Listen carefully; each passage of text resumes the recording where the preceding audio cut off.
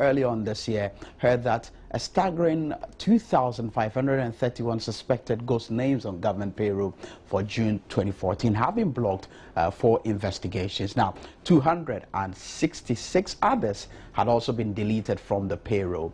Finance and Economic Planning Minister Satekpe, who was before the House to present the mid-year review of the budget statement and economic policy of the government for the year 2014 financial year, explained that the payroll malpractices were discovered as a result of the pilot implementation of an electronic payment voucher system in the Greater Accra. But today, some teachers and other civil society groups are demanding that a technology be employed in dealing with this particular trend. Now, let's come to studios, and joining me is the president of the Ghana Anti-Fraud Professional Association, Calvison Ashley. Thank you very much for joining us, Calvison. Thank you very much, Tori. Government dealing with ghost names in of course, government's payroll. What's your own evaluation of how far we've come?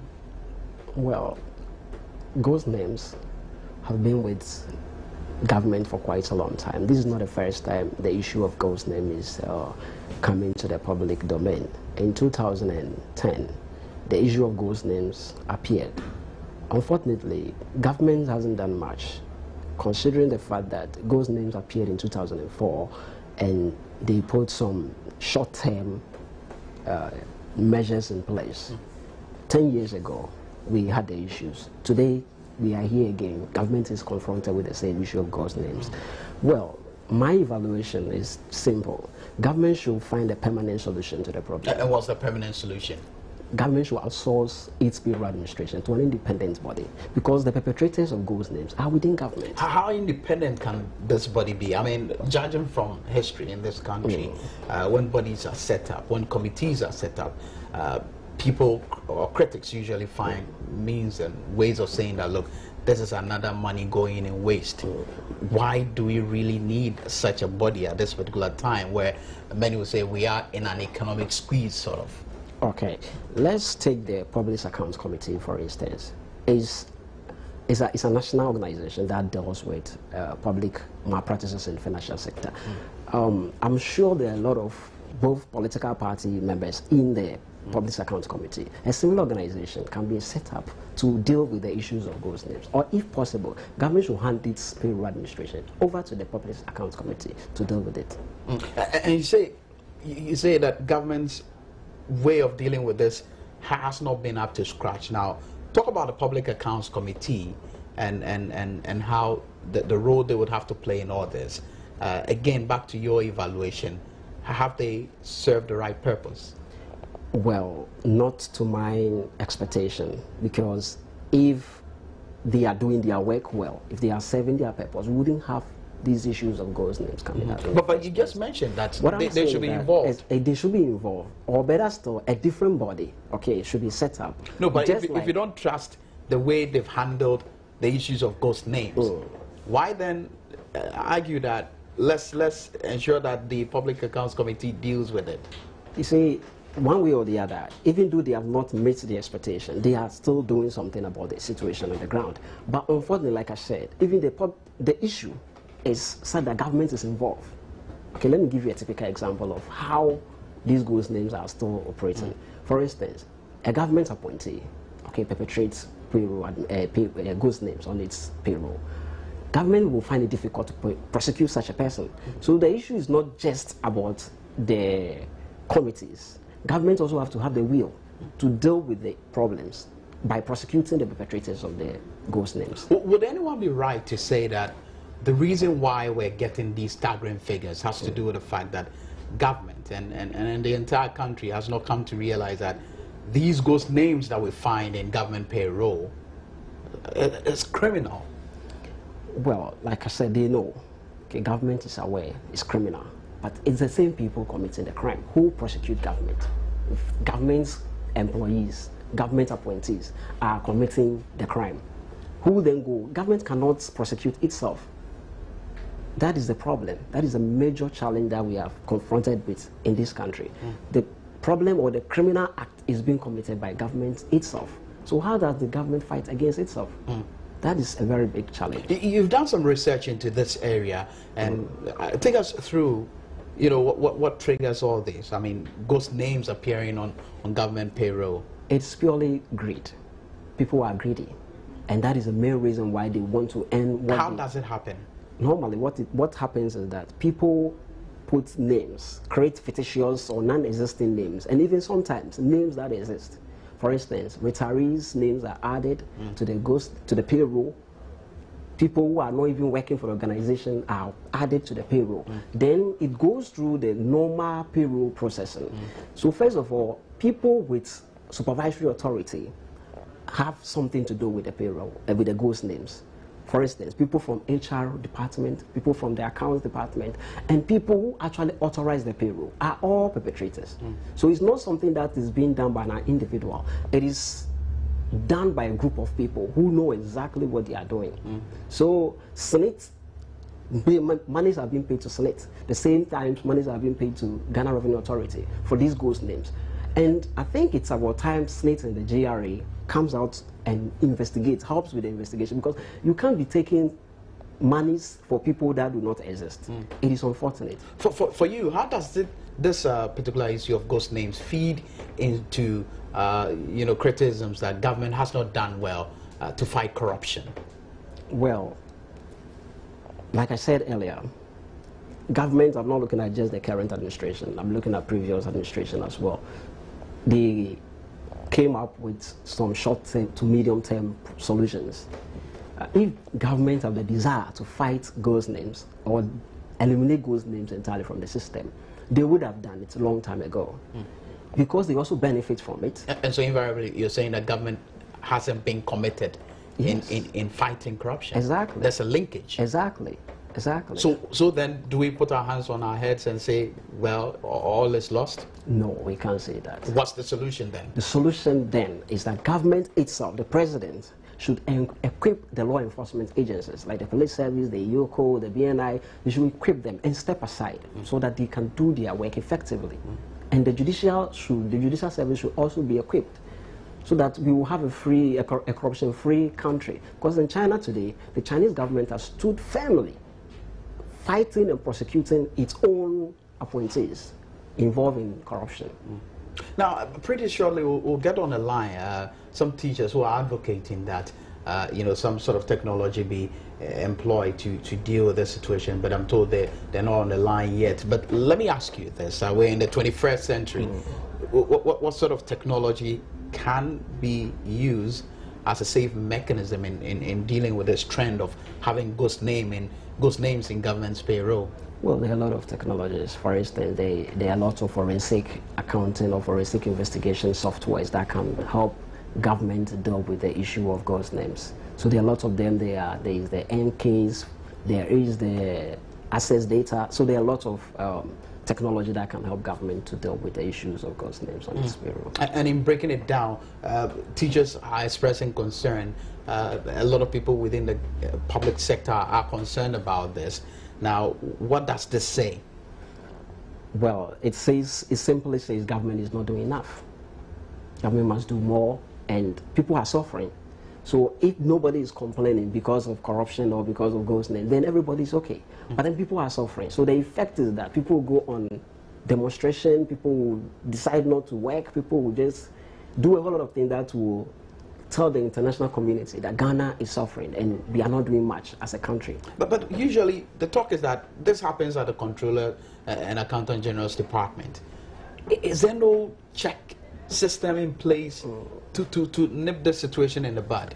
It baffles my mind a lot, because when you read the reports, they will tell you that they have put in place systems. They have set up an internal audit unit to be auditing ghost names and making sure that everything is in order. But unfortunately, they do it for a short period. Then going forward, everybody relaxes. Then the perpetrators start again. So the issue is not with Accountant General, it is with the system itself, because the opportunity consistently exists for people to perpetrate the crime.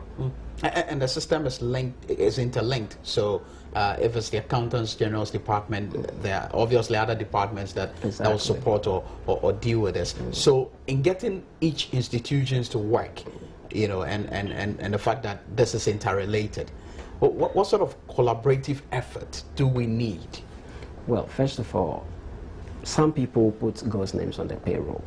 The supervisory, the MDAs, the heads of the MDAs, together with the Accountant General's Department, and then the Audit General's Department should come together, reason about how to solve the problem. Probably it's not just a mere talk. They should get on the ground, because people sign, they authorize the payroll, it goes through the normal process, and sometimes Ghanaians, most of these people are too relaxed.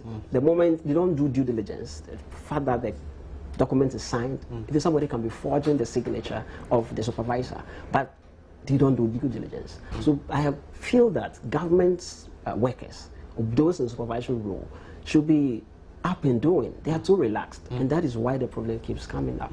And those are moral issues you're raising. I'll go back to those moral issues, but let's look at you know, the multiple biometric registrations that's going on. How does that feed into the fact that the trend which we're seeing as far as ghost names are concerned is going to get deepened further? Well, to some extent, it could help. To some extent, like I said, to some extent it can help. But going forward, you know, these biometric systems are being put in place by human beings. They will be supervised by the same human beings, and you wouldn't know who will be committing the crime. Unfortunately, there could be an organized crime, something in place to jeopardize the system.